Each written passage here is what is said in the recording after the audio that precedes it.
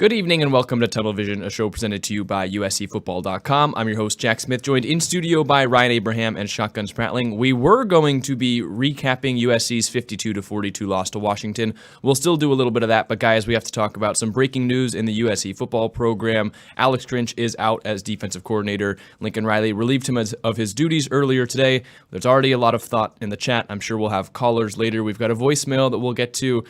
What were your guys' initial reactions to Alex Grinch being fired? It's kind of the big news of the day and really the big news of the season. Yeah, it's huge, huge news. You know, Shotgun and I were around for years and years of how many questions will we get? When is Clay Helton going to be fired? It just kept going and going and going. This wasn't that long, but it was approaching it where, you know, the end of last season, people wanted to make a change at defensive coordinator, the Cotton Bowl. They really wanted to make a change, and then Lincoln Riley announced that Alex Grinch was coming back. It was not a popular decision, just like when Mike Bone first retained Clay Helton when he came on, and that wasn't a popular decision. And unfortunately, you make that unpopular decision, it can go one way or another. For Mike Bone, it didn't go very well, and Clay Helton kept going down. And unfortunately for Lincoln Riley, and I completely get when we sat down with him and chatted, like the reasoning behind keeping the staff intact. It made sense. I mean, he's a smart coach. I gave him the benefit of the doubt. The decision it didn't work out. I get the reasoning behind it, but it did not work. And this defense looked as bad or worse with better players than it did last year. And week after week of subpar performances, sometimes you win and you can just say, oh, well, you won the game. And then you lose. And then you almost lose. And then you lose. 3 losses, 2 at home. Lincoln Riley's never lost at home. First time Lincoln Riley's not been ranked in the AP as USC's head coach. There's too much. And the records being set in the Washington game Saturday night were absolutely stunning. We'll probably get into some of those.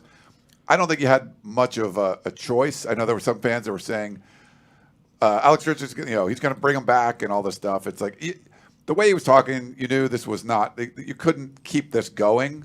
I just wasn't sure if he was going to pull the trigger mid-season, but I think Saturday night's game was so bad, and the numbers were so awful, and you can't just say a couple plays here or there. It's just like over and over. Washington averaged 5.2 points per drive, like 10 drives, 7 touchdowns, a field goal, interception in the end zone that would have been a touchdown, and a 1-3 and out. And you just can't do that. You can't let a guy that's run for 100 yards once in his life, go for 256 and 4 touchdowns. There's just things, a team that doesn't run the ball very well looked like, Gale Sayers and stuff back there. You can't do that kind of stuff.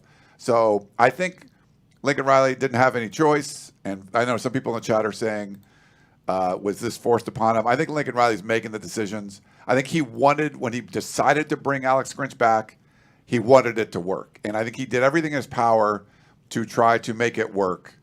And it's unfortunate. You make a call, you think whatever it is, and you realize after a while, this isn't working. I made the wrong choice. Lincoln Riley made the wrong choice. And it took a while. You're here. I think this is what needed to happen for the program. I'm not sure how much it's going to change the next 2 games or next 3 games or whatever. But it needed to happen. So it's good that it did. In retrospect, it would have been good earlier. All the everyone that was, what was the term? The uninformed? No, it was the untrained eyes. Untrained eyes. Their untrained eyes happened to be right. I'm not saying they. Sometimes you're right for the wrong reasons, whatever it was. But people that were very critical of the defense end up being right, and it's unfortunate, but that's one of those things that happens. I think it's the right move for the program right now. As much as I like Alex Grinch as a person, people get mad, but I like him. It was fun to talk to him, but nowhere near good enough. It wasn't even close to being good enough for the kind of talent you had on the team to the results that we were getting on the field. There was a major, major disconnect because I still feel it's a very talented team. So the right thing, you had to do it. It would have been better, if you could have done something earlier, but if you're in the middle of the season, I don't know how much is going to change. This would have basically been after the Cotton Bowl, you make a decision to change. Lincoln Riley had his reasonings for not making a change. Like I said, wasn't the right call there, and now you kind of have to put the pieces together and figure something out for the rest part of this season. Then obviously look forward to 2024 and the Big 10 with a new defensive coordinator. Yeah, honestly, at the end of last season, it was not good, but I thought the defense would really improve this year. One, because you're going to get more talent. There was a talent deficiency, especially in the front of the defense, and they attacked some of those areas. Some of those transfers that they got in, expected to do a little bit more, have not panned out for them. That's been an issue a little bit. But when you add someone like Barry Alexander, he's been a game changer for them. So, you add more talent. Okay, I think the defense should be better just in terms of talent. But then it felt like, second year in a defense, a lot of guys, they're going to have experience. So, those alignment issues they had last year, those will get fixed, right? And that never happened. That's the biggest thing to me is they can't line up. If you can't line up, how are you supposed to stop somebody? And you thought that those things would get corrected. I mean, even the missed tackles, like you could have the same number of missed tackles as last year, but if you're lined up correctly all the time, there should be an extra person there a lot of times. Because yesterday, I mean, Dylan Johnson, he ran for 4.96 yards per carry, pretty solid. Before he got touched. He ran for 5 yards. Yeah. So, that's unacceptable, and that's the biggest issue with this defense is whatever they game plan for, and, if you looked at the game plan and said, hey, you hold Michael Penix under 300 yards, you hold those top two receivers, 130 yards total and 1 touchdown, seems like a pretty good defensive effort, but you wouldn't be expecting the running back that has one career 100-yard game, which was exactly 100 yards, I believe, going for 256 and 4 touchdowns. So, that's the thing. There's constantly someone creating a new career high, a new historic feat. The latest historic feat for the USC defense, USC in the 134 years of the college football of the program, or 134 years since they started playing football, had never had 6 consecutive games giving up 34-plus points. That has now happened. They'd only had 2 other seasons where they'd had 6 games, and that was 2021 and 2022 and now 2023. So the defense has been bad for a while. They've got to get more talent on the defensive side, but they've also got to be able to line up correctly. I mean, RJ had the suggestion in his column last night, which you haven't read that. I think it's a really good read. But he said they should take a whole day of practice. Instead of going fast like you do in the air raid, we're just going to work on lining up. Yeah. So, when all these type things, this is the constant, you give 101 points in back-to-back and 2 combined games back-to-back, you're going to look for, someone's head to roll, and that's what eventually happened here. I thought the defense would get better as the season progressed, too. I thought, some of those transfers, those young guys but it just never happened. Worse. It got worse. And that's, if that happens, you have to make a change. Yeah. And we talked about that last night. We talked about it on an instant both last night and earlier, Jack and I.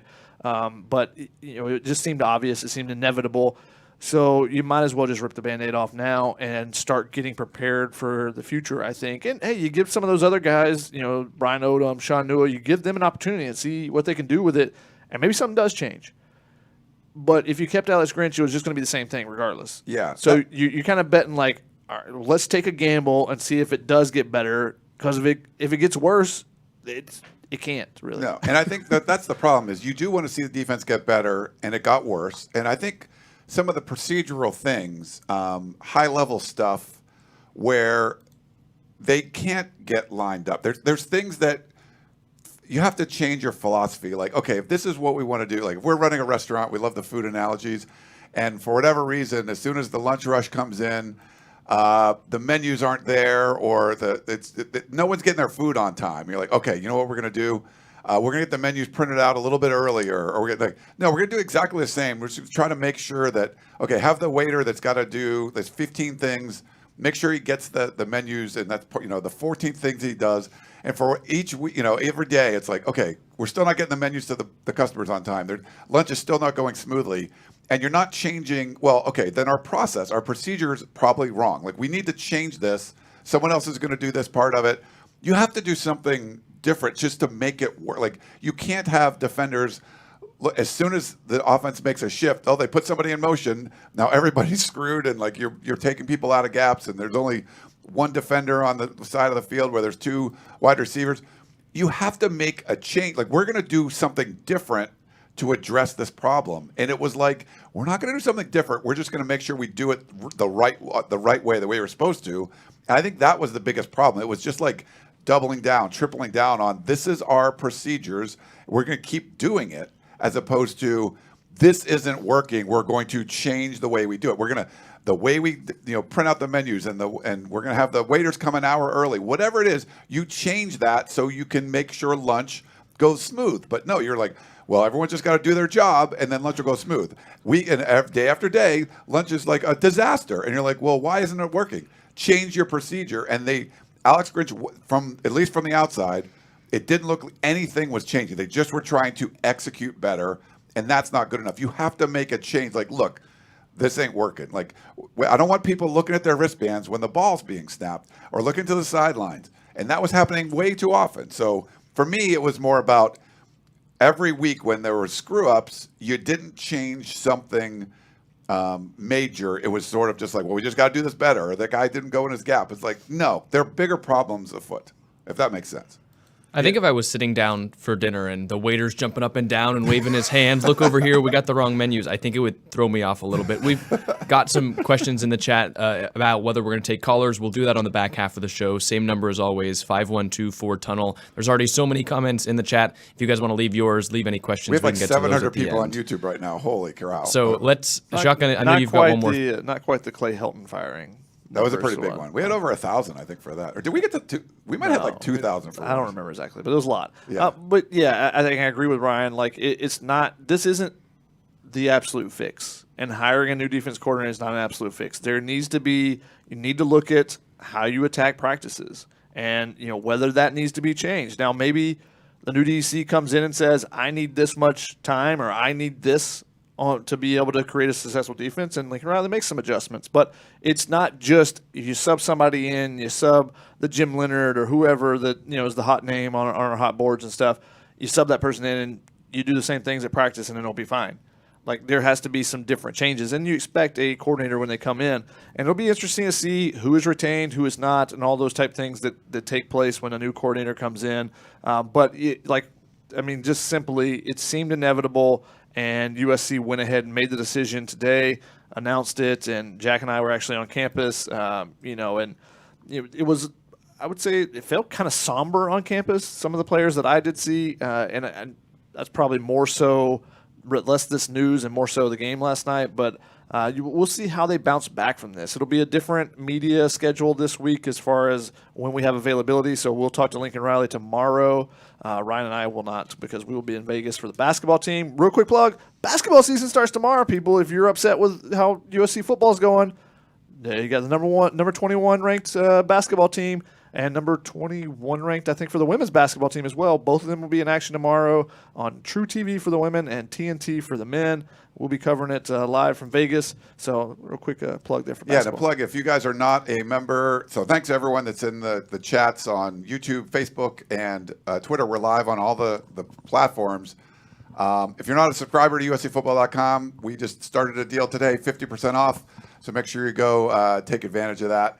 Smash the like button, share it with all your friends, all that. But if you want to sign up and get the inside info, what's going on, the hot board like Shotgun mentioned, go to USCFootball.com. That's where you get all the juicy info.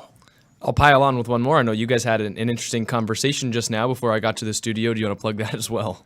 Yeah, I put it in the chat. So thanks again to House of Victory. We've been doing these long, sit downs with different football players, and we've had one a week to start. We've been doing 2 a week since, and today we did 2 at once. We had in these very seats Zachariah Branch and Zion Branch. It's going to go up on our YouTube channel and on USCFootball.com probably tomorrow morning by the time we get up. But we sat with them for an hour talking about football stuff, the trick play, Zion's injury, his recovery, the procedure, all of that kind of stuff. So we got exclusive access to the Branch brothers, so make sure you go check that out too. I feel like I'm going to be more athletic from sitting in the same seat. I feel like it's some of it, yes. And like just talking to their parents and like they would get punished by the dad if they were arguing or they fighting over a toy. The dad would flip over an hourglass, and they would have to like do planks until the hourglass ran out. Like if friends came over and he's like, he was telling me out there, like,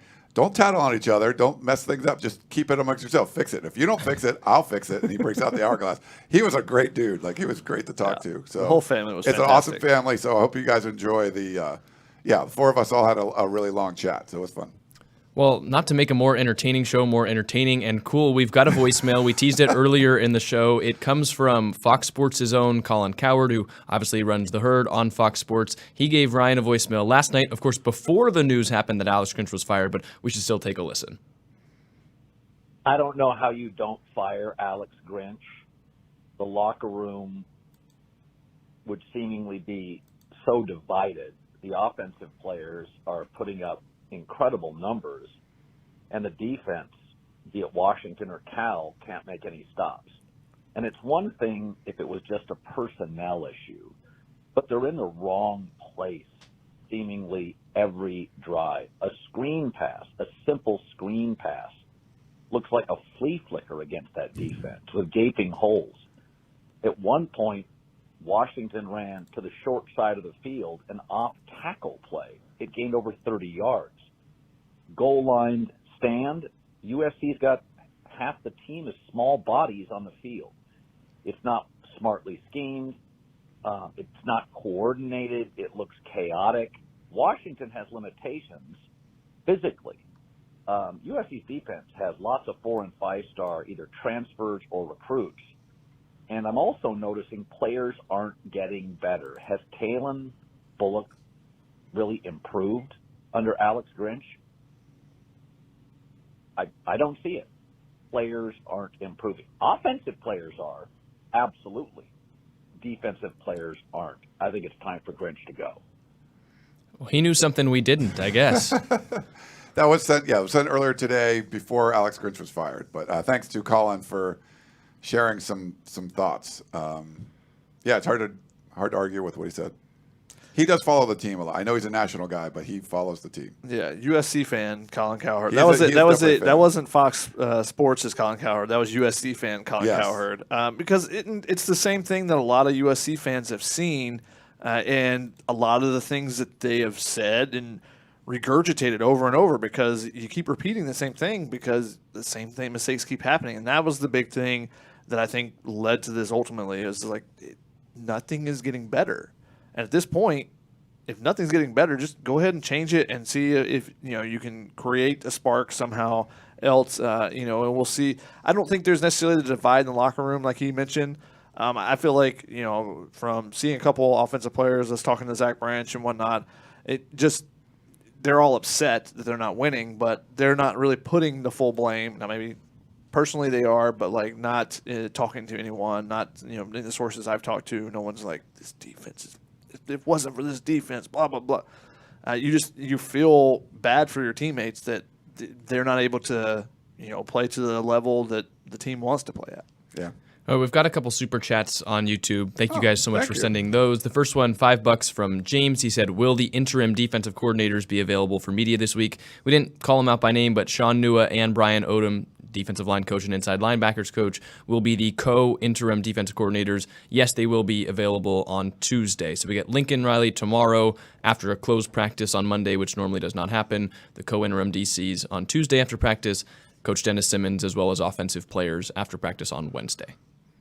It's cool to see Taylor Mays get a chance. Full-time assistant. He's worked with the safeties anyway, and Zion talked about that he's like, he felt like a on-field coach already. So I think it'll be a smooth transition for them, and we'll see. Brian Odom, I think you'd mentioned this, Shotgun. He called the defense when Oklahoma played Oregon in the Alamo Bowl, I believe it was. So when Alex Grinch had left with Lincoln Riley to come to USC. So I'm curious to see. I mean, just some of the procedural things, like if you're an assistant coach, either Sean Nua or Brian Odom, and it's frustrating you that the players don't seem to, they're not figuring out the play or they're not in the right spot. If you're like, all right, well, here's the first thing we do. There's usually, when you make a change, there's going to be some low-hanging fruit. When Mike Bone came in, there was a lot of low-hanging fruit because of all the bad decisions that Lynn Swad made. He said, you know what? We're going to allow the song girls to come to basketball games again. And it's like, yay. It's just like waving the American flag. Like everyone's going to be excited about that, right? Like, yay. Instead of scheduling an FCS for the team for the first time ever in school history, we're not going to do that. We're going to go back on the decision. Yay. Not that that was an easy one, but, that's kind of low-hanging fruit. And I feel like if you're Brian Odom and you're Sean Nua and you're like, we're just going to get it, so we're going to call play and let them run it. And if it doesn't work, it doesn't work. But we're not going to be confused going into it. And maybe they look at that as low-hanging fruit and like, we're going to fix this thing. Like this procedural thing that seems very simple that 10 games in, you haven't fixed. We're going to try to fix it. And I think that's, if I'm taking over, you're basically coming in, you're taking over a shit show, right? This is a horrible defense by all accounts. You're going to try to fix something. And this is on your resume too. That might be the thing they fix. So I'm curious to see sort of what adjustments get made. Speaking of low-hanging fruit, when Ed Orgeron takes over as interim, he gives offensive linemen, he gives the team cookies. Yes. The change the meals and stuff like that. Cookies were like taken away for some reason. But the Players nutrition staff was like, these guys can't eat cookies. And Orgeron's like, big men need cookies. So, and like it changed. It wasn't something drastic, and maybe it's probably not the best for the nutrition, but it was something that boosted the morale. So we'll see what kind of changes. And again, practice has been so limited to media viewing. It's been, what was it, 6 minutes and something, 42 seconds or something this week, the one practice that was really open. I think Jack went on Wednesday when there was no availability, and it was super short as well. So it's going to be hard to tell specifically if they, again, only limit practice to that. What changes can you see in stretching? I don't think you're going to see too much there. But maybe we'll start hearing some from our sources and stuff about, what is a little bit different leading into this game. And maybe by Wednesday, when you talk to some of the players, is there anything a little bit different type of thing? But that's going to be the interesting part. What is actually different? What are you trying to change? What low-hanging fruit or, complex stuff do you try to make adjustments to when you're at this point in the season? And I asked that question to Lincoln Riley on, Saturday after the game. It was, at this point in the season, what changes do you make defensively? And he said, well, we'll look at the play calls. We'll look at the individuals. I guess he looked at the individual that was making the play calls and made a change there. So, and it'll be interesting who's calling the plays.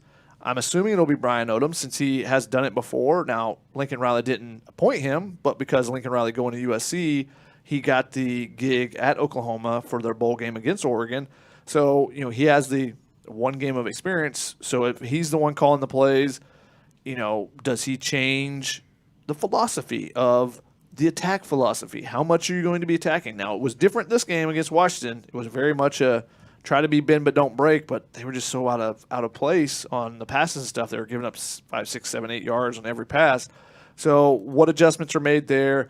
And if Brian Odom, as the inside linebackers coach, is calling the plays, does he call some plays that he thinks will put his inside linebackers in better positions? Because when the inside linebackers play well, this defense plays well. Yeah. That's been the biggest issue. Now, they don't get great pressure all the time. The spot beside Barry Alexander is a black hole.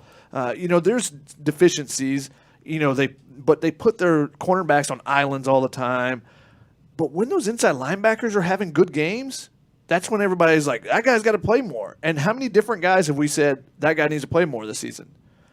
4 different guys, basically. Out of the 5, 4 different guys have been said, they need to play him more because an inside linebacker plays well and the defense plays better. So if they can get the inside linebackers and Brian Odom's calling the plays, maybe he calls some stuff that he thinks will fit his personnel a little bit better, then maybe we see the defense be able to take that step. Yeah.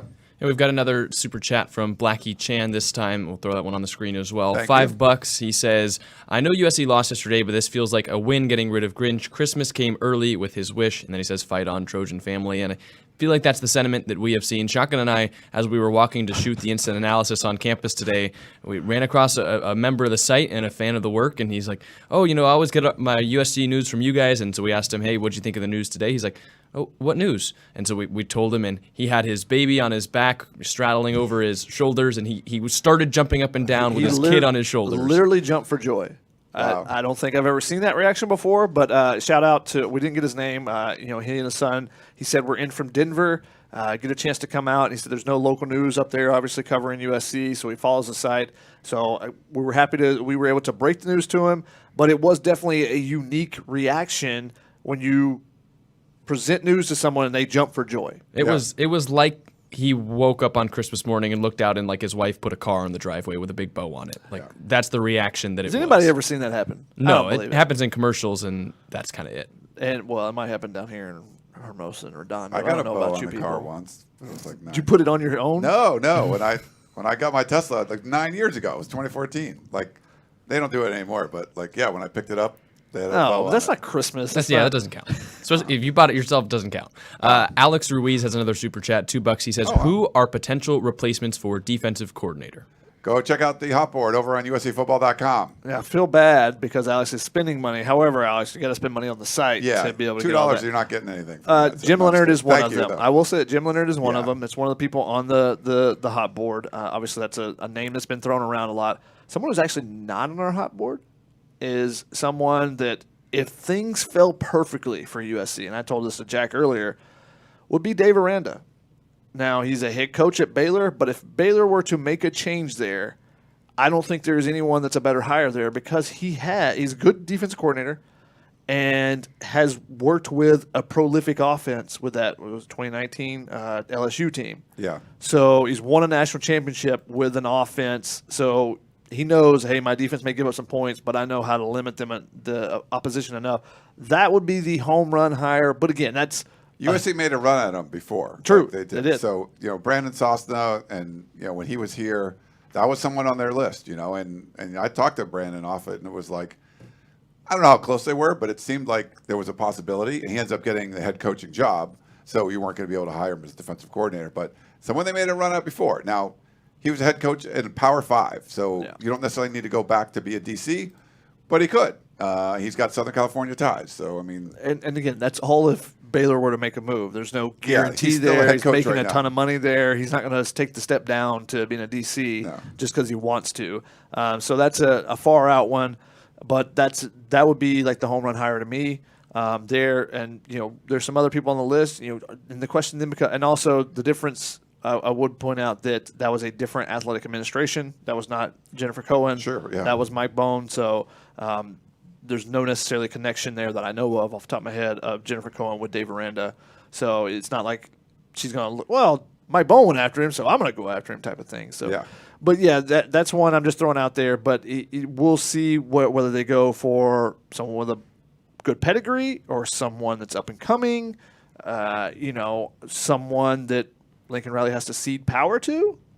That doesn't seem likely. So, do you get someone who's young and up and coming and, try to mold them differently? There's a lot of different ways it can go.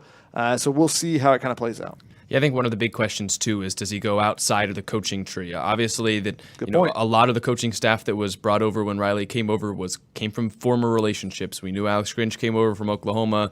There were a lot of relationships there. That's what made this period where USC fans wanted Grinch fired so tense because they weren't sure whether Riley would do it considering his relationship with Grinch. So that is one of the things you're looking for. And I think if he goes outside of the coaching tree, that shows you a lot of growth, which is something that people have been wanting to see considering Lincoln Riley's a young head coach. They've always said he's got room to grow. I think this is one of the places he can show it if he leaves his tree to hire, because you have to make the right hire at the end. And they always talk about how difficult it is to be a defensive coordinator in an air raid system.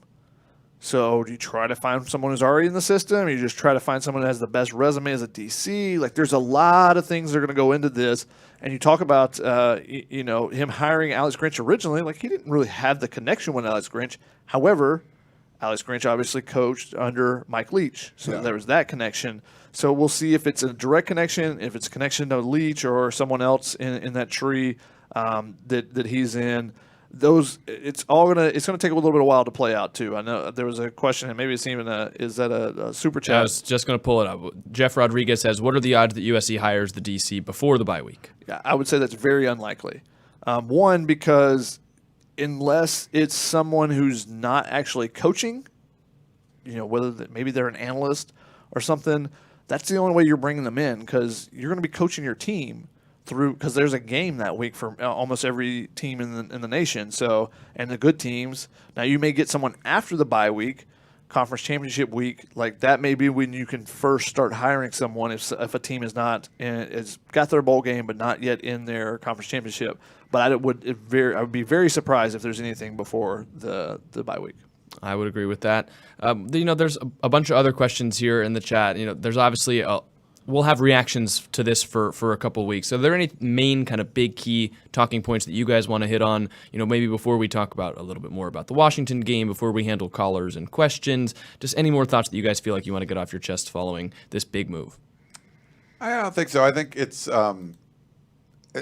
someone was talking about what Matt Leinart said, and it's not just Alex Grinch. And I think people get, when you fired Clay Helton, there was a lot of problems around the program. And it was interesting to hear the people in the administration talk about the reason they didn't replace Clay Helton when they did, earlier, is because the athletic department was such a mess. They needed to fix it, basically like set up the infrastructure that would allow you to hire a better coach. So they got someone with a much better resume, Lincoln Riley. USC hadn't hired a guy with a track record like Lincoln Riley since basically like Howard Jones. Like they just haven't done that. Someone that was successful in college, they went and did it. And they wouldn't have been able to hire Lincoln Riley 2 years earlier if they had fired Clay Helton then. So there was sort of like a reasoning, behind it. And I get it. And I think now just kind of looking to see, like, it's not, but there was a lot of stuff that still needed to be fixed. And when Riley came in, he had to fix a lot of things. So I think like what Shotgun said is it's not just like, okay, here's the new guy. You have to look at, are we not practicing? Is the practice focused more on the offense? We don't get to see, so it's hard to say. But is it only helping the offense or it's not helping the defense as much? Getting a strong voice for the defensive side, I think, is very important because there can be pushback to be like, we need this goal line period, not 5 minutes, but 20 minutes or whatever it is. Team run, we need to do more of this stuff that's going to help the defense. And I think, we don't know what that was, if Alex Grinch sort of just went along with what Lincoln Riley said, or if they had plenty of defensive periods, physicality. It just didn't seem like this was as physical as you would want. So I think that's an important thing, getting a strong voice in there that can not just like recruit, teach, all that stuff, but just philosophically how you practice defense, I think, is probably something that needs to change. And so having a strong voice as DC, I think that's an important part of it. Yeah, I think that makes a lot of sense. There's a lot more reactions, and as we mentioned, there's stuff that we will talk about in the days to come. Chris and I will be at practice tomorrow. It's a closed practice, but we will get to talk with Lincoln Riley after. So, asking him questions about potentially who's going to call the defensive plays, what went into the decision, where he sees USC going forward, maybe things he's looking for in a potential hire. We'll have a lot more stuff on that tomorrow, but we can get into the game a little bit. I know this was, supposed to be a game recap show as we do most Sundays, and of course, it's been taken over a bit by the news. The headline is, of course, the defense struggling against Washington, really only getting 3 stops, one of which was a field goal, 1 an interception, and 1 a 3 and out, but allowing 52 points. When your offense scores 42, it's a tough pill to swallow, and ultimately, it's the game that led to the decision to fire Alex Grinch. It was a pretty fun game. It was homecoming weekend. I thought the crowd was good. Came out playing pretty well. That 3 and out early, I thought was good. Washington ends up getting a penalty, and the defense steps up and makes a play. But pretty much outside of that, there was a couple great individual plays. Like Eric Gentry got, I think, the only sack of the game, if I'm not mistaken. He tipped that pass that Washington was driving on that one.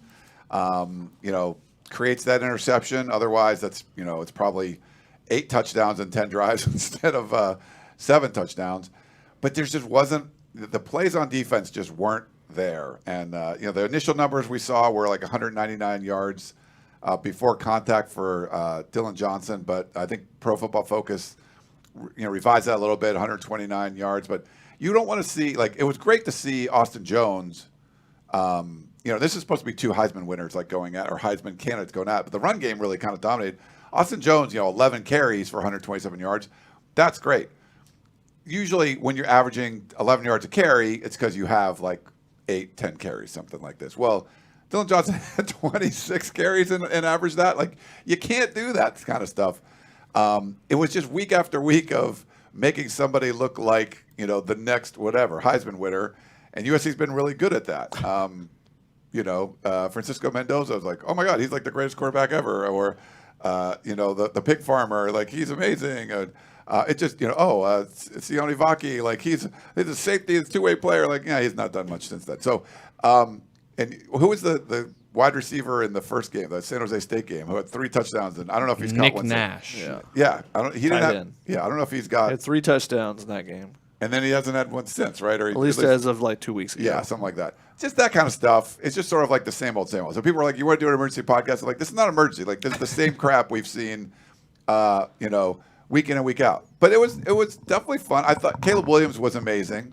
He had some games that, he made a lot of the plays. And there was pressure. He got out of the pressure. He picked up a lot of first downs with his legs. He beat Raylan Goforth and then, put that dude in the spin cycle afterwards, which was crazy move. I mentioned that to Zachariah Branch, and he was just like, oh my gosh. He talked to him on the sideline about it. Caleb Williams played really good. There was really weird sequence, that 4th and 1 play. It was third and short, and they threw a fade. And then 4th and short, and, he runs around and finds Brendan Rice. That was an amazing throw, and then you see Michael Penix make that 3rd and 18 throw. Like, how do you give up a 3rd and 18? And with 3 guys, 3 defenders in the end zone. It was definitely fun. And the funnest play was, and I think we have a clip of it, the flea flicker. And we got to talk to Zachariah about that a little bit. And I think Stuart Cravens tweeted about, you can't allow, like as a defense, you can't let a play that takes that long to develop work. But it did to perfection. And Zach told us, he's running one way, and he's someone that can switch directions, and he changed directions and run the other way, and it was almost like a no-look pass back to Caleb. And he told us, like, once he pitched it back, he heard the crowd, and he thought that he screwed up the pitch. And they said by the time he turned around and looked, that Taj Wason already had the ball and was scoring. So, and Caleb was really nonchalant, just sort of like hands the ball off and like kind of looked disinterested. Like, so they sold it well, but it took a little while to develop. But that was one of the funnest plays that I've seen in a long time. I mean, it's a great play design. It's difficult to get that much time for something like that to work, but it worked absolutely perfectly because you turn your weaknesses into your strengths. What do freshmen do that are playmakers? Oh, they reverse field when they probably shouldn't. And they go into that, and you got everyone out blocking in front. You got Taj Washington, Austin Jones. This is a play that would be in USC's normal, playbook, and it looks exactly like it. And that's the best trick plays, are the ones that look exactly like something that the defense has already seen. So then they jump on it, and Taj Washington does a great job of selling the block. Austin Jones is out there, and the offensive line giving him time because Caleb Williams actually had a little bit of trash in front of his feet. There was a defensive lineman that kind of dove in, and Mason Murphy is like laying on top of a guy, keeping him from getting to Caleb, which is part of the reason why he backs up a few steps. And then he gets the ball out quick, and Taj Washington's wide open and does a rest, and we get a little salsa. Yeah. It was a pretty awesome play. Football's gone on for so long that there aren't many plays where you look at something and you're like, I've never seen that before. And this, maybe it doesn't work in the NFL, but I had never seen a play like that before. Where you like forward handoff, end around, come back, and then pitch it back. Like it was pretty good. Like we haven't seen that. I mean, everyone did their job very well. Caleb sold it. He was just kind of standing there watching it, and then he took his quick steps back. Zachariah Branch, his job was to make it look like he was reversing field like a freshman making, a mistake or, making a big move. He sold it really well, and then obviously Taj Washington got open. So that play was great, and, normally I think that's one we asked Lincoln Riley about because it's so creative, but when the defense allows 52 points, when you score 42 and still lose by 10, it's hard to focus on that. Lincoln Riley was asked after the game, do you regret what you've done defensively this year? He said he wasn't into the big picture questions. Clearly in his mind, he was thinking of the big picture questions, but just after the game, he wasn't ready to share any details about what he was planning on doing. Yeah, it's a good thing he did. He wasn't going to talk about the big picture stuff, but knowing you're going to he knew he was going to make the move. Like he was sitting there talking to us.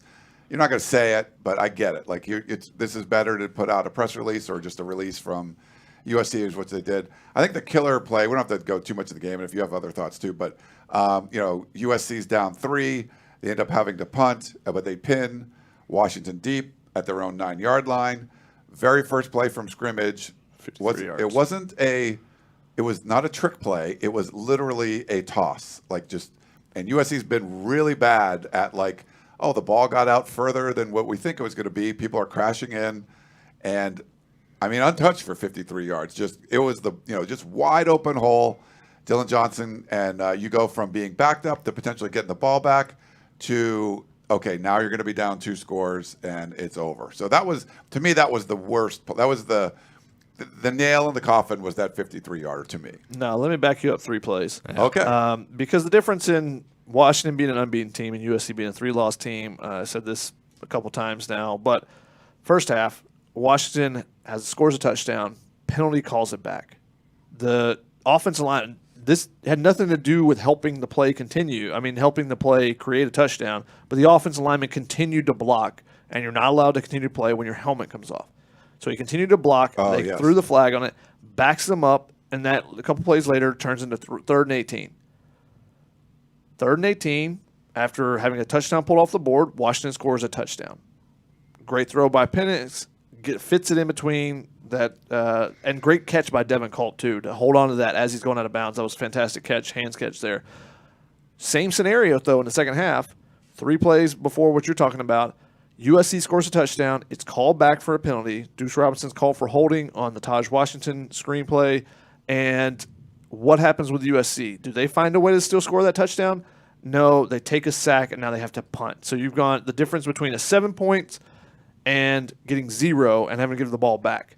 And that's the difference. Because once USC got behind, everyone in that stadium knew. After the fumble right before halftime, everyone knew. It was like, uh-oh, are they ever going to catch up? Are they ever going to be able to get a stop to be able to catch them? And no one in the first half was really doing that. So when USC got the interception right after the half, we're like, okay, they're still in it at least. The game's not over, but they can score and tie it. But they're never going to be able to go ahead because are they going to be able to get another stop? Like, it's going to take another turnover for USC, another punt block or something, and that never happened. So USC fans could never get super excited, even when they tied the game each time.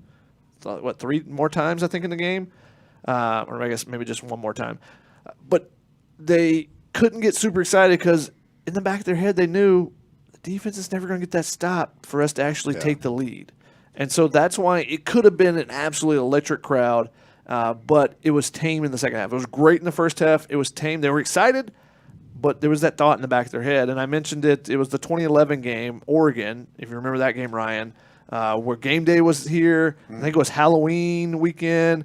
A lot of costumes, a lot of signs at game day. I remember going 37 minutes of sleep, I think it was, something like that. Going to game day, shooting a photo gallery of all the signs. Game at night, fantastic. The atmosphere is electric until in the middle of the third quarter, USC fell down by 2 scores. It was like 10 points. And fans knew, we're never going to be able to catch them. Yeah. And so you felt the air go out of the entire Coliseum. And again, that was a sold-out crowd as well. And I think it was the same thing last night. There's over 1,000 people here on YouTube right now. So this is a good time if you're watching. If there's over 1,000 of you, there should be close to 1,000 likes. Math. So hit the like button if you're still in here. Hit the subscribe button if you're not already subscribed. And we know you have. Speaking of math, Chris had his Ghost Notes. If you do not read the Ghost Notes game day, it's probably the best feature we do. Yeah. I'm just going to be honest. Sorry to anyone else that writes features on our site. It's probably the best. It's so insightful. There's so much behind-the-scenes stuff, and Chris is so hilarious with the way he writes things. But one of the things was, and I noticed this too, when we're down sitting in the photo well, before the game, pregame, USC's out warming up. There was a girl, I think she was working with the photographers or something for the school or something with the school, was doing her math homework. And it was just such a surreal scene, such a USC is an academic school, in case you forgot, scene where she's doing her math homework before going out and shooting a top 25 matchup. Nice. Yeah, she was calculating if there's 1,000 viewers, I think it equaled out there should be around 1,000 likes. So math. So make sure you're hitting the like button. Like 25. 25% there right now, so that's good. So all right, so that means you need 75% more, so let's get I like there. it. And if you guys are watching, we know you have thoughts, so if you want to leave those in the chat, make sure you do, and we can get to those comments or questions at the end. You can also call in. We'll go to live callers right now. The number 5124-TUNNEL. Again, 5124-TUNNEL if you want to call in. We've already got 3 in the queue, and as Lincoln Riley proved this morning that he was willing to pull the trigger on Alex Grinch, I will pull the trigger and cut you off if you go too long. It. Don't give him the power, people. Don't make him feel like he's more powerful than he is. There are a lot of callers, so just get your thought out quick. One question, one thought. We will go to our first caller, Michael from Silver Lake. Hi, Michael. You're on Tunnel Vision. Hi, thank you very much for taking my call. Hi, well, first of all, I'm a Notre Dame fan, so I share your grief at the moment. The point I'm making is that USC always used to have a tough defense. I remember back during after Carroll and stuff, where the defense was the one that really set the tone for the team. And it seems to me that Riley thinks of defense secondary. The fact is he has two coaches for the special skill competitions, but he sort of seems to think of the defense to be somewhat, secondary in both his strategy and his thing. So my point is that Notre Dame has lacks of skill positions. USC lacks really tough defensive players. And that seems to be more endemic to what SC has been for the last couple of years than just. I think we're gonna go off that. I appreciate it. Thank you. I mean, Notre Dame has a defensive coach, right? True. USC's last head coach. Dan Weber has one point that he keeps bringing up is like USC hired Lane Kiffin and Steve Sarkisian and Clay Helton and Lincoln Riley, and like they're all quarterbacks. Yep. And quarterbacks aren't hitting in practice. Like they're not. They're the guys that wear the jerseys that say you can't touch me. So your last four coaches have all been of the I don't get touched in practice variety. Now I don't know. Does that have an impact on things? Dan seems to think so. I think Lincoln Riley has a better resume than those guys, obviously. But and I think sometimes you need somebody on the other side of the ball, and that can bring that kind of presence. But hiring an offensive coach is different than defensive. Now we've seen a lot of defensive coaches that their offenses look like absolute poo-poo. So I think it's a lot more fun to see what's going on right now. Like, would you rather watch Iowa or USC? Like, I'd rather see 50-49 and 52-42 than 10-7. And have a punt return called back. So, but yes, it's more about the philosophy. I think the head coach philosophy. And part of it is locale. I mean, Midwest, it breeds bigger offensive linemen. Southern California breeds skill players. You're going, if you have talent in your area, you're usually going to reflect that a little bit too, and you have to go outside your area and complement it more. So, it goes to philosophy, but also goes to recruiting and location and all those type of things as well. But yes, that is a good point. That is what the difference in Notre Dame is, and maybe they could trade. Be rivals. You do a full. Can we waive some no trade clauses and see? I do want to see Iowa play USC, because it would be the ultimate bowl Holiday game. Bowl. No, but this year where Iowa literally can't get a first down. Like the over/under for the game this weekend is 28 points or something like that. Like that's insane. So USC's defense gives up points to everybody. So can Iowa score, or does the USC defense look really good? I don't know. It's going to be crazy. But now that both coordinators, like Ferentz at Iowa and now Grinch here at USC, now that both it's of those, not the same. It wouldn't be quite the same, but it would have been, Iowa a pretty scored epic 49 points against USC in the Holiday Bowl. I know it's not the same. I know it's not the same offense, but they still scored 49 points, and that wasn't a good offense either. So yes, they would score some points against USC. They would score a lot of points. We've got a couple more callers in the queue. First, we'll go to John. Hi, John. You're on Tunnel Vision. Hey guys, thank you for taking my call tonight. I just want a quick note real quick. I'm at Disneyland right now. Nice. It's just the feeling of Alex Grinch's defense. Nobody knows where they're going. That's basically what it is. But, I watched it all year long last season. Every third down, it didn't matter. We never sent a blitz, not even a corner blitz all season. It was just, to me, it was just a bad scheme for the talent that we have. That's it for me, guys. Hey. Awesome to get a call from Disneyland, first of all. Yeah. Enjoy. Sorry, maybe he's on his Bluetooth headphones over there or something. Very cool. Yeah, I don't think any of us are we're drawing up defensive schemes, but you can watch enough to go whatever the plan is behind this, this outcome. I don't know how to, we'll do a food analogy. I might not know how to be a chef, but if I keep eating a meal that's this doesn't taste right, or this is too salty, or over and over and over again. I don't know how to make this, but someone can make it better than this. And I feel like that's where USC was. Someone could take this group of players and produce a better defense than what's being produced. You would think. Yeah, we've got a super chat in, so we'll pause with callers for now to the super chat. $10. Thank you so much for the donation. JXB1A2, he said, human take, we can be friends with our coworkers, but if our work performance jeopardizes their job, they will protect themselves always. None of us are immune from accountability and results. I'll be honest. It sounds like something that was said by a robot. So if the name's JXB1A2 and it says human take initially, JXB, I'm just assuming that you're... We got robot money from that? Chat GPT in the YouTube comment section. No, not Chat GPT. It's like Hal, you know. Oh, so we're like the takeover is happening. Yeah, he doesn't know what that means. Well, thanks, Mr. Roboto, for the donation. But yes, you got to protect yourself eventually. Like Lincoln Riley would love to be able to keep Alex Grinch, I'm sure. But coaching is an interesting workplace. Like you understand, talking with other coaches, they understand. Like when you're on the hot seat, you feel it. It is devastating for a family potential. Yeah. I know coaches that have like 6 kids, and like if you get fired, you have to uproot 6 kids. They're all in grade school or all in up through high school or whatnot, and that is a challenge, and it can be very upsetting for the entire family. But coaches also understand how performance-based everything is. So it's not like every once in a while it's just culture clash, coaches don't get along, someone gets fired because they don't like each other. But the majority of the time it's like, I understand why you're firing me. And there's not like bad blood from Alex Grinch. Look at Alex Grinch, the meme-worthy, him bending over after that last touchdown and just utter disappointment. He knows. He said it all last week. Like, the defense has to be better. I understand. It's on me. I understand. It's not like Lincoln Riley called him up or whatever today, and he's just like, how dare you? How could you? I thought we were friends. Like, he's like, all right, thank you for sticking by me for as long as you did, probably, is probably the response that he got. Yeah, I doubt there's surprise there. You're just kind of waiting for that shoe to drop. And USC fans weren't sure, but, you have to have some feeling in the building as well. And I think that is a good point that Shotgun made, where you had him bending over on the sideline. And even Connor mentioned it on Instant Analysis this week. Like, he had been speaking differently over these last few weeks, just seemingly saying different things. And, he mentioned, I could not be more disappointed in myself. Like, he knows that the defense had not been performing to the level that it needed to. Yeah. And the human take is that you feel for someone like that. Yeah.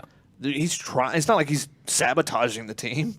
No. He's not purposely. He's not like, all right, let's see how I can make this defense worse. But he's trying a bunch of different things. It's like when Todd Orlando was here, their defense was terrible. And, we said that several times. But I wanted to root for Todd Orlando because, talk to him in practice. He's trying to make them more physical. When you see him in the games, they're trying a bunch of different alignments and packages and trying stuff, and it's just not working. Yeah. And part of that was the talent level, and the talent level has not, has not rebounded from Clay Helton being on the hot seat. The talent level, especially on the lines on both sides, has not rebounded to where USC was from 2016, from 2000 to 2016. It just hasn't, and so it makes it that much more difficult. X's and O's, Jimmy's and Joe's, not X's and O's, and so you feel bad for those guys. Now the best can figure a way to manipulate what they do to suit their players and accentuate what their players do well, and that's the challenge that you're faced with. So the next DC will have to do that because there are deficiencies still in that defense as far as talent level. They are not anywhere close to the talent level that Georgia has on their defensive side, or Ohio State has on their defensive side. Michigan look at how many USC defenders are on the freaks list. Bruce Feldman's freaks list over the last 5 years. There's probably 1 or 2 that have made it. I'm guessing. I don't know off the top of my head. But look at Michigan. Michigan has like 3 guys every single year. Like, there's some defensive lineman I've never heard of every single time on Bruce Feldman's. It's like, you got to check out this video of what this guy's doing in the weight room. There's every single year there's somebody, or Penn State, and those are the teams that USC is going to face next year. So it's going to take, they've got to attack the talent deficiencies there. And that's a big concern because of the way recruiting has struggled in this NIL era, especially locally. Yeah, we get to some more live callers. We've still got 3 in the queue, so we kind of bang through these real quick. We'll try to rapid fire. Yeah. This is Gil from Sherman Oaks. Hi, Gil. You're on Tunnel Vision. Yeah, hi, guys. Wow. How long did this take? Longtime SC fan, I won't bore you with that, but it seems like he shouldn't have even been the defensive coordinator for this year. Anyway, my point is, and you guys can all hang up and hear your answers, is how long will it take Riley to hire a special teams coach? One of the best things that I saw in last night's game was a blocked punt, and I was trying to remember when the last time SC blocked a punt or anything else for that matter. And one additional note. We'll cut that one off there. I believe USC had one block punt earlier in the season, Eric Gentry at Colorado, so the Deuce Robinson one was the second one this season. But thanks for the call, Gil. Lincoln Riley's philosophy is not to have a special teams coordinator. I think, Jack, or you might have pointed out that other teams have had maybe multiple analysts that are dedicated to special teams, and USC only has one. I would assume there'll be some changes like that. My guess is there won't be a full-time assistant hired to coach special teams, but maybe some different, leadership as far as bringing another analyst or two people that are involved with that, or more, at least more people involved with special teams overall. Yeah, you've seen some smart special teams decisions. You've seen some bad ones. They've got Eric Gentry and Deuce Robinson on the punt block team for reasons. They're maybe the two tallest players on the team, and they both have punt blocks. So clearly there is some smart decision-making going in. There's also been some bad plays. The problem is that the USC, over the years, there's been individuals that have helped. Like, it's a Dory Jackson. Like, the special teams were bad, but you had a Dory Jackson. Or punt return and kick return are bad, but you have Zachariah Branch, who can make it good just himself.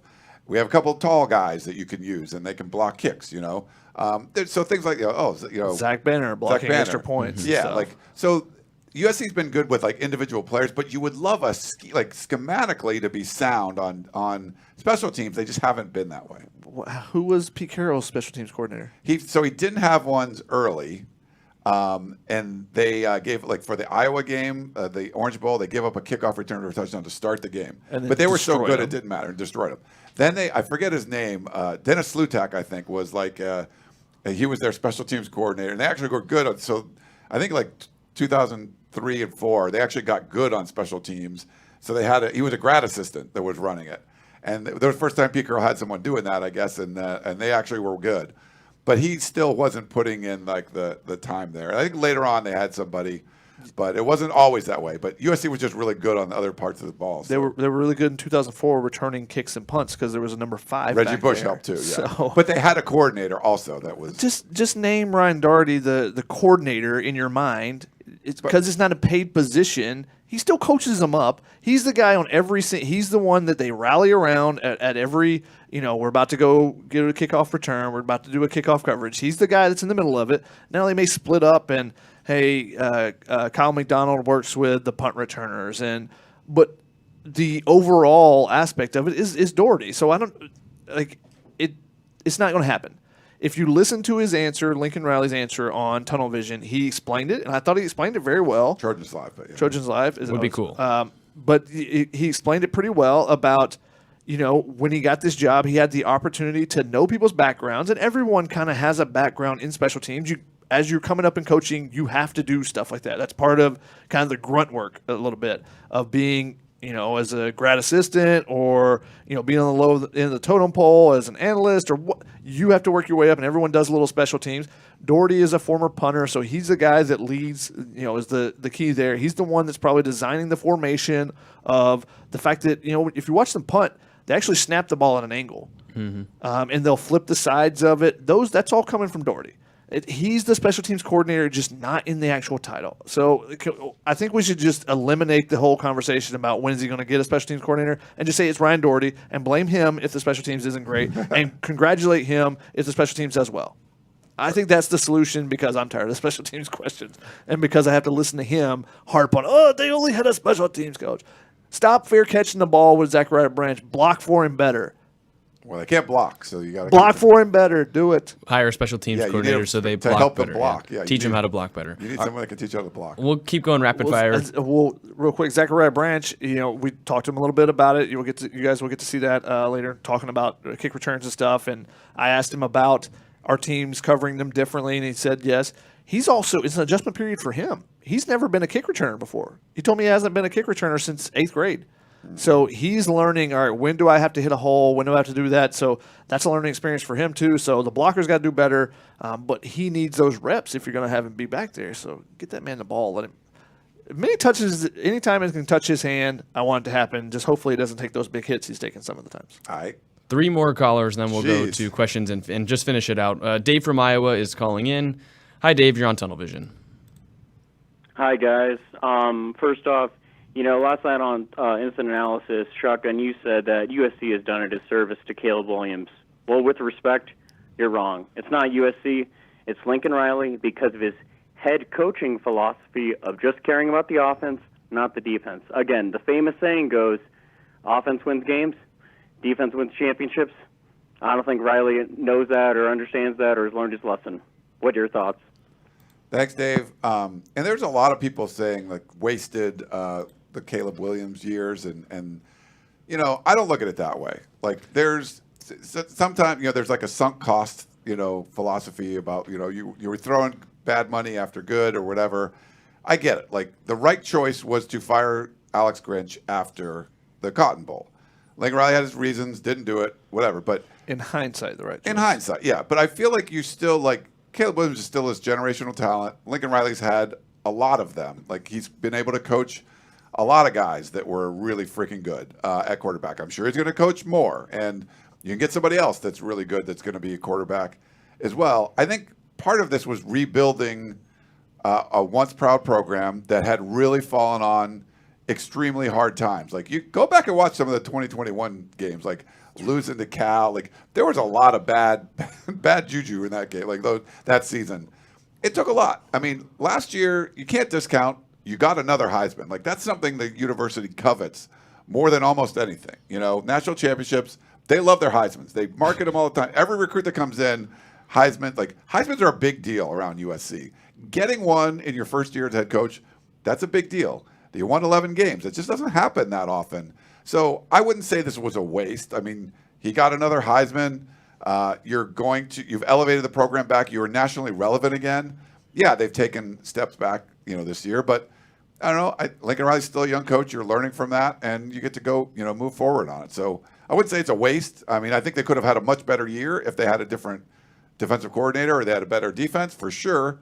But it's just one of those things. It's part of the learning curve. Like he took over this job. He took over a job from a legend that the program was established. This is the first time building his own.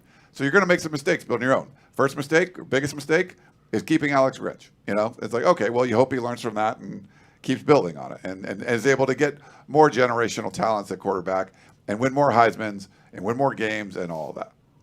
Yeah, and I mean, a lot of generational players have been wasted over the years. Very few people actually win national championships. Yeah. I mean, Nick Saban wins a bunch. Dabo Swinney's won 2, and Kirby Smart's won 2. Won a bunch, yeah.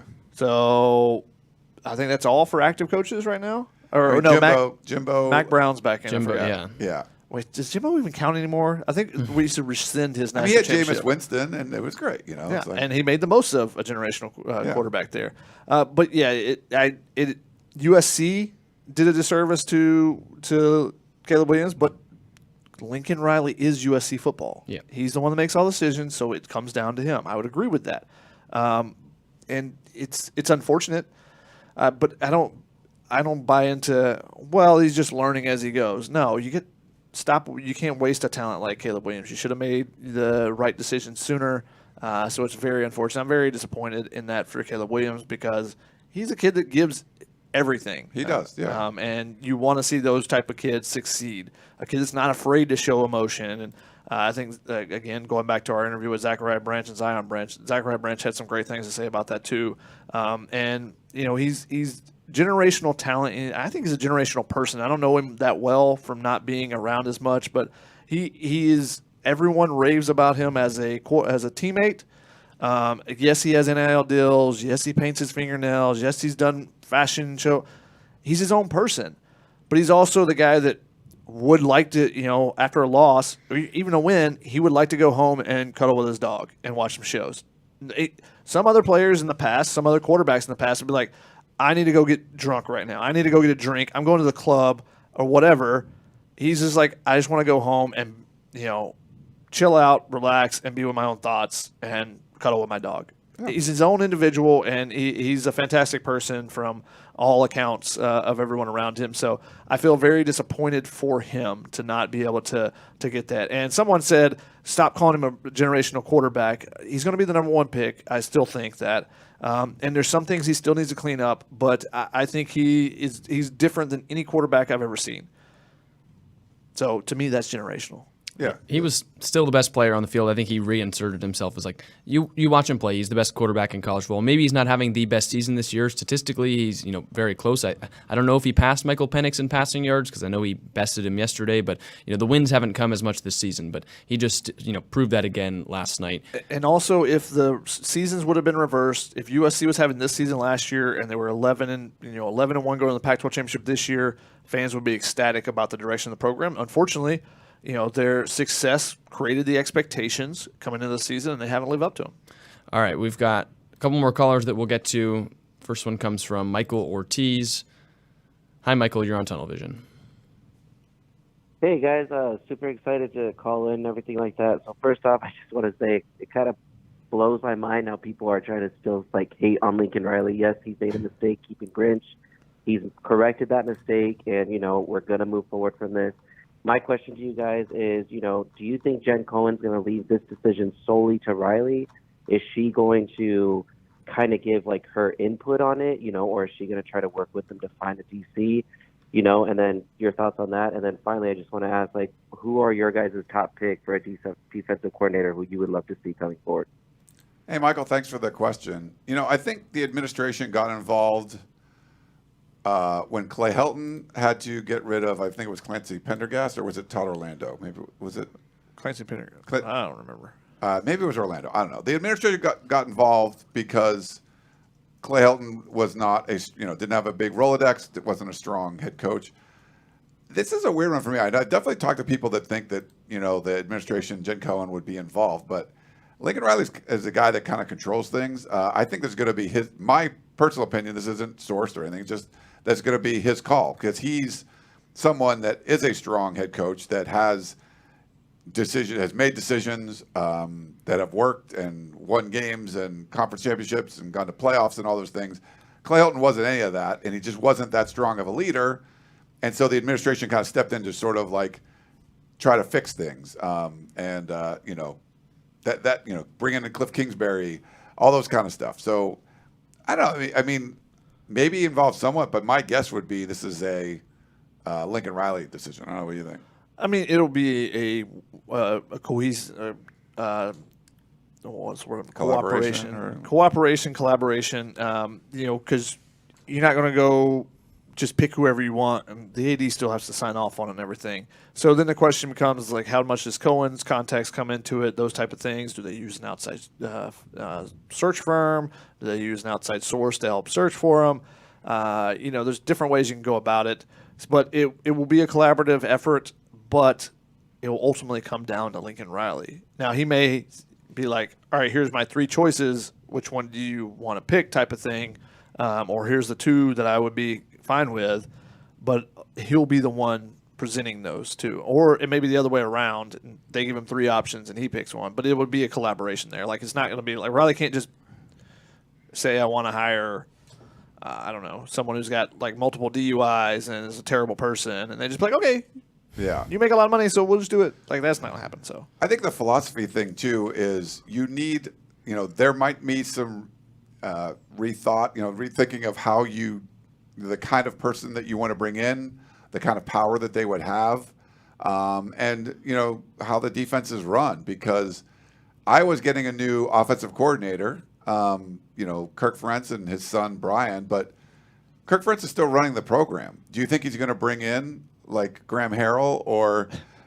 Garrett Riley? No, he's probably going to bring in someone that is going to focus on running the football and not turning it over, which is exactly what they do now. Just very poorly, but they don't turn it over. They, that's they're going to bring in a new offensive coordinator, but I don't think the philosophy is going to change. So the question for me will be: do we need some philosophical changes on the Lincoln Riley side too of who you're bringing in? So I think that's part of it. Because I don't think Iowa football is going to look a lot better on offense because they're still going to play sound defense and special teams, and not turn the ball over. But you need to be this. You can't. You can win the Big Ten West that way, but that's all going away. Like, you can't just win 10-7 every week and then go to the conference championship game and get blown up by Ohio State. That's not going to work anymore. You got to change, and I don't know if Iowa's going to do that until they get rid of their head coach. Yeah, but I think that'll be something that might be the contribution that the athletic department makes. It's like, all right, this is the person that can help you make some adjustments to the way you go about things or something like that. I would say to the second part of the question as well about personal favorites. It's probably too early for us to have picked out a personal favorite, but that is something. I already said it. Dave Aranda. All right, there you go. Good that's scenario. still like a long shot. So I'll take Jim Leonard. Yeah, I was gonna say it's hard to deny Jim Leonard. Oh, I think it was like Kirby Smart. Oh yeah, I'll take him as a DC. I'll take Kirby Smart as a DC. Well, like Ryan Day did, like what did Oklahoma State had this great defense, and Ohio State says we're going to take them. And to be fair, Washington State had a really good defense, and they hire Alex Grinch, and it didn't work out quite as well. But Washington State had a great defense last year, and Arizona State hired their guy away. And he's really good. He's good. So just get someone that's good at their job. It goes back to my whole thing when they were hiring terrible athletic directors and terrible coaches. Hire someone that's good at their job. And honestly, one area to look at would be, and Jim Leonard falls into this, but you look for someone from the Big Ten, because then you have a step forward on your opponents that you're about to take. So maybe a young, up-and-coming position coach in the Big Ten that's ready to take that step to being a coordinator, that's an option. Or someone like Leonard who has that coordinator experience a little bit. So it's going to be interesting to see. All hires are always interesting for fan bases, but this one definitely should, because there's a lot of different ways they could go about it. So we'll see. I mean, there's a recent Big Ten analyst that just lost his job, had to move on. He's got a ton of inside information on a bunch of Big Ten programs out of Michigan. You could hire Connor Stallions as the DC if you want to. We've got one more super chat, and then we can get to the final comments before we round out the show. Alan in STL, he clarified something from earlier in the show. He says, Aranda comes from the Leach coaching tree. He was a grad assistant at Texas Tech when Riley was a backup quarterback, but Riley and Aranda had beef after a weird game in 2021. So that's what Alan in STL has to say. Okay, good to know. Hey, we can get over the beef, guys. I got you. I'll play the mediator. We'll talk it out, guys. I got you. Okay, we'll go rapid fire through these questions. We have one more super chat. Oh, another super chat. He just said smash the like button. Like this one. Yeah. Under the sun, $3 to tell you guys to smash the like button, so it means $3 to him. You should do it. Okay, Fidi Lamas on Facebook says, if USC gets a good defense coordinator, they say like Dave Aranda, do you think Caleb Williams comes back? No, I mean, I don't think so either. Michael Cortez says, can USC fans expect to see less confusion in the next two games before the ball is snapped? That's what I want to see. To be more determined. than anything. That's what I want to see more than anything. It's just like line up in a defense and just run it. Yeah, so your low-hanging fruit you mentioned earlier is probably simplification. Yes. Yeah, I think I would and that can be detrimental because the opposition is like, all right, we know exactly what they're doing after a couple of drives, but you if that's the easiest way for your guys to be able to play fast, and that's one of the biggest things is playing fast. Stop thinking about everything, play fast. And that's been one of the issues with USC the last 2 years is the hesitancy. And that's why you're not getting in the right gap, because you're hesitant.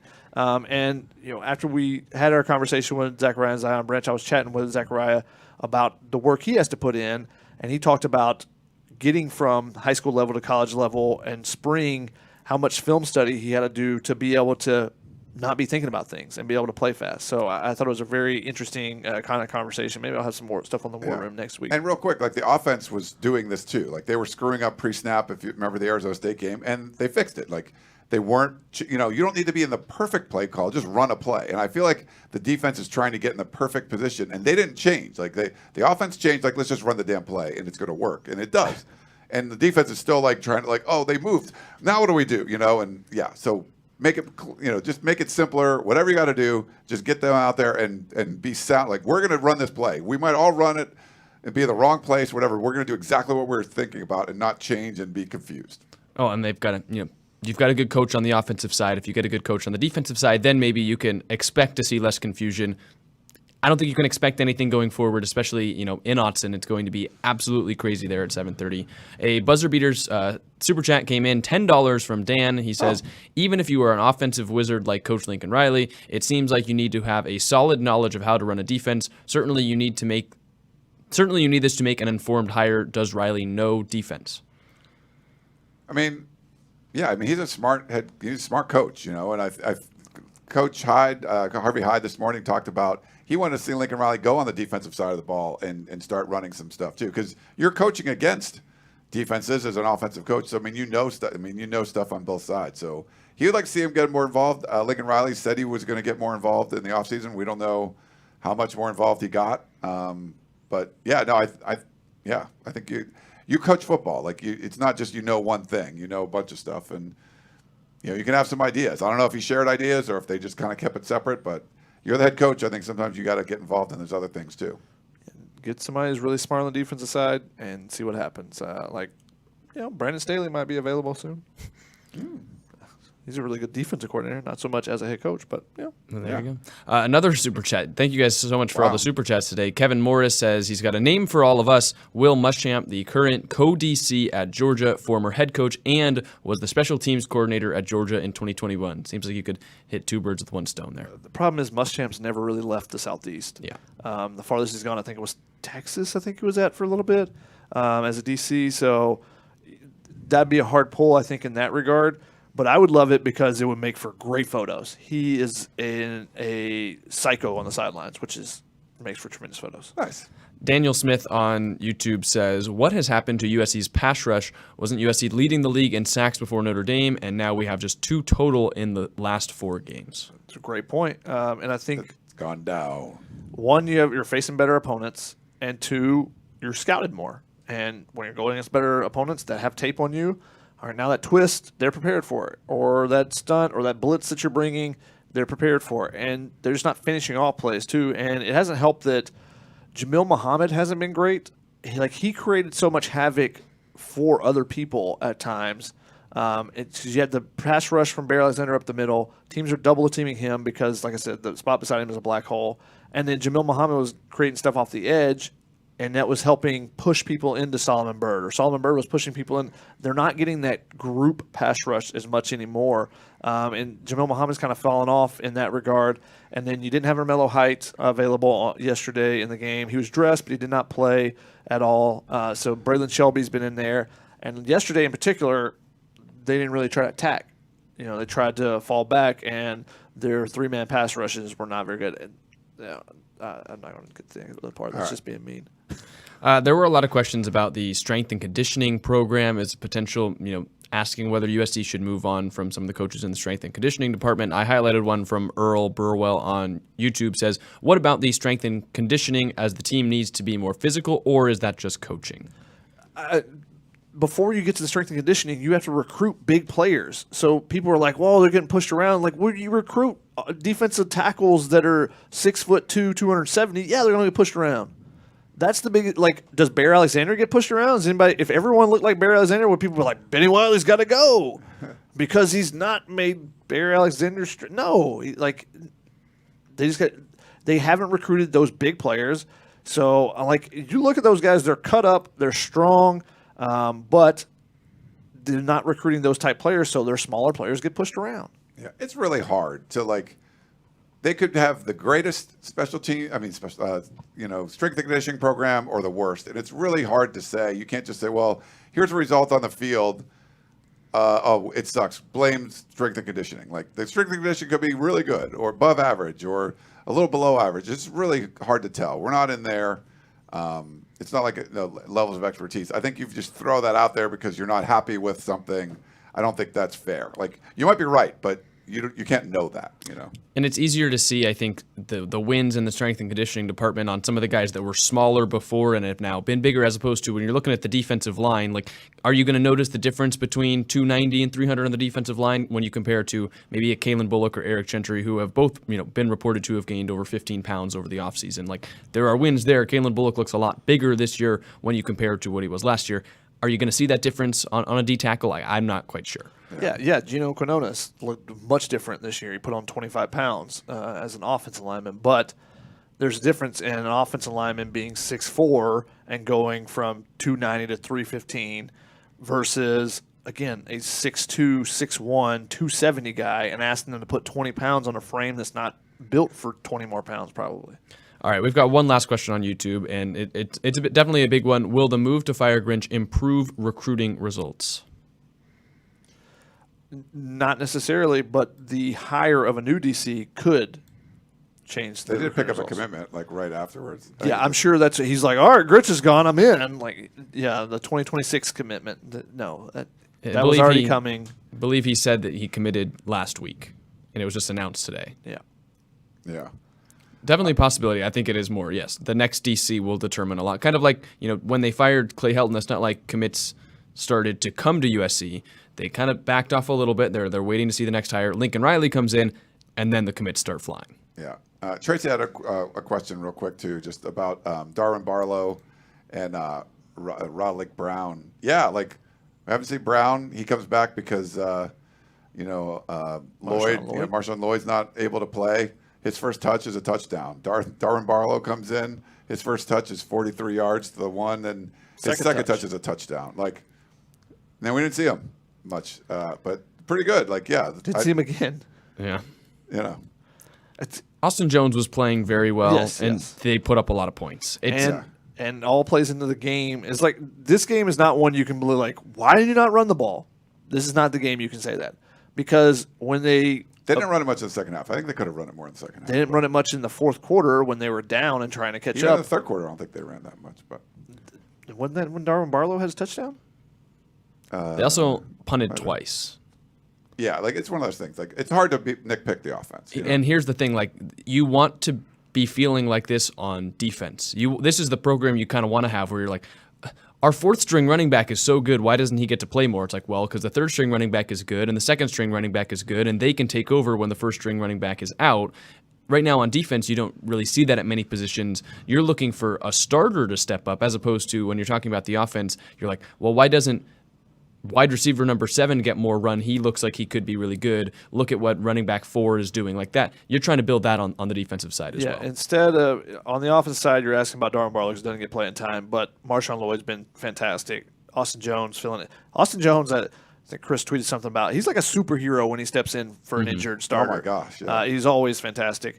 Roderick Brown, it was finishing runs, like just he's not going down. He's like getting those extra yards. And that was they were able to run, gain basically 9.5 yards per carry for the running backs. So they were really good. But like on the defensive side, it's why is Zion Branch not playing more? These guys in front of them aren't making enough plays. And so that's the divide that I think Jack is talking about. Mm-hmm. You can say, oh, I'd love to see more Darwin Barlow, but you're not like, well, let's take a lot of carries away from Marshawn Lloyd. You don't want to do that. Yeah. One thing you want to look at, too, is like some of the guys that you thought should play more or play less, if they do against Oregon. Like, I don't think Eric Gentry should come off the field. Like, Eric Gentry makes freaking plays on a defense that they don't make plays. So just keep him out there. I don't know what the liability is, but he's making plays. He's missed some gaps and stuff too in the run game, like every linebacker on this team. He's not missing the tackles, but he's out of a line at times. There's a couple of runs where I noticed that like he's chasing the play, not a great angle. Their pursuit angles are just not good as a defense. That's something. I don't know. That's low hanging fruit, and you can suddenly fix it. But that would be one thing I would be trying to attack for sure. Tackling is something you try to work on all the time, but pursuit angles are something that has been a bugaboo for them all season that maybe you can make an adjustment on as the season goes on. I don't know. Yeah. All right, final thoughts before we wrap up the show. It's been an eventful day, a lot of stuff going forward. Ryan, I know this is your 4th podcast, so if you're out of thoughts, that's fine too, but let's wrap this one up with the last things that you guys want to say about the firing, the game, going to this week, anything you got. Brain's kind of gone bye-bye. But yeah, it's my fourth freaking show today, but it's been great. Like a lot of talking, probably like 6 hours worth of talking, which is okay. It could be digging ditches. Like this is good. It was a crazy day because of the firing, and we kind of put more in today because Shock and I are going to Vegas tomorrow, not realizing that there was also going to be all this breaking news. So it's just sort of kind of piled on to this one, but. I know there's a lot of relief for USC fans. Very happy for you. I know it's something that you guys were harping on. People were kind of getting upset. So hopefully you can enjoy, these last couple games. Who knows? This might be the spark, like Shotgun was talking about, that you get a big win up at Oregon. USC could get blown out. Like I don't think anyone's going to be surprised if Oregon scores a bunch of points. And it's fine. It's going to be a tough road game, but who knows? We'll see. Maybe this is the spark that you need. UCLA is not looking that good either. You can always, getting a win against UCLA is good no matter what. So if you can't get the win at Oregon, I think it's really important to come back and try to beat UCLA in the Coliseum, and then get a good bowl win or a decent bowl win somewhere. So we'll see. But I just in the Gasparilla Bowl. Enjoy the ride here. Hopefully it's fun. And if you're not a member at USCFootball.com, you can do it now for 50% off. So, but we appreciate all you having over 1,000 people on YouTube, and I don't know how many people are on Facebook and Twitter watching live. So we appreciate you guys all jumping in here and being part of the show. But thank you. Yeah, make sure you guys sign up. There's so much great content. I'm sure Dan Weber is going to have a column at some point in the next day coming out. He had one earlier today, but it's just that was before the firing. I'm saying after. A couple of quick questions. Brenton Iverson asked, can Barlow redshirt? No, he's already redshirted in his career. That's not a possibility for him. He's already played more than 4 games as well this season. He's played on special teams some. The last block punt that I could remember that came to my head was 2018. Jake Russell, the former walk-on, teammate of Sam Darnold from San Clemente, that blocked the punt that USC scored at UCLA down in the corner. I remember that one really well. It was right in front of me. And then tomorrow, Ryan mentioned it, we're going to Vegas. USC basketball season starts. It's going to be fantastic. Also, check out USC basketball's latest little 3-minute little mini documentaries they do. They asked me to be involved in it. I haven't even got the chance to check it out, but should be really cool. So check that one out. Make sure you like it and retweet it. Say you need more shotgun in your content or whatever it is. Yeah, let them know. But we're going to see the women's team too. Juju Watkins for the first super time. Excited about that. Seeing Juju Watkins play for the first time. We'll also actually get to see LSU play a little bit later in the day. The defending national championship team. So I'm excited to compare and contrast. How far away is Lindsey Gottlieb and her crew versus the defending national champions? And we'll see. I'll probably be at the tables, to be honest. But I'll be there and watch it. And then we'll see the men, and we'll get our first chance of seeing Isaiah Collier in person play. So the number one overall, the basketball programs, the first time ever that a school has brought in the number one women's player, the number one men's player. We'll get a chance to see them tomorrow. So if you're distraught about USC football and the outcome of that Washington game, check out tomorrow, as we'll have some stuff on basketball, and hopefully we'll have some more stuff down the road as well. But should be a really fun season. There's some big-time potential for both those programs. Both of them ranked in the top 25 for the first time, maybe ever, that they both at the same time have done it. So looking forward to seeing what they got tomorrow, and we'll see, if they're going to be capable of living up to some of those expectations. And we'll see if fans want to hear about expectations right now. They've not been their best friend so far this season. Kind of prove it. Yeah. But anyways, yes, a very long day, a very big day in USC football history, of course, with Alex Grinch being fired, and we'll see where the team goes from here. I think Shotgun's point early in the show was kind of the big thing that we're looking to see over these next 2 weeks. Like, how does the team respond? Will this be a spark? They're going to need a big one going to Oregon. I think Oregon's favored by 17. It's a tough place to play. Oregon's probably playing like the best team in the conference, so we'll see if USC can go get a win there. They have not beat a ranked team so far this season. I believe they're now 2-6 under Lincoln Riley. So we'll see what the spark is. They haven't beat a team that's ranked higher than them during Riley's tenure. Now, some of that's because they were in the top 10 for a lot of the time last year, but it has happened. So. And they're unranked now, well, depending what the college football playoff rankings is. But the first time they've been out of the AP poll in Riley's tenure. So there's still opportunities ahead, as I think as Lincoln Riley would like to say. And now we're just looking to see what USC does in those opportunities with Alex Grinch out the door. And Chris and I will have instant analysis tomorrow from Lincoln Riley's first time talking to the media after the firing. That'll be a big deal, so make sure you're tuning in here on YouTube. As you guys have done all show, thank you so much for liking and subscribing and commenting. Thank you for all the super chats. That was amazing. Get some good sleep after what's been a long day. We are going to as well. We will see you guys on Thursday to preview the Oregon show here on Tunnel Vision. But a lot more content going up. Make sure you guys are checking out USCFootball.com. For Ryan Abraham and Shotgun Spratling, I'm your host, Jack Smith. Thank you guys for tuning in to Tunnel Vision. We will see you guys next time.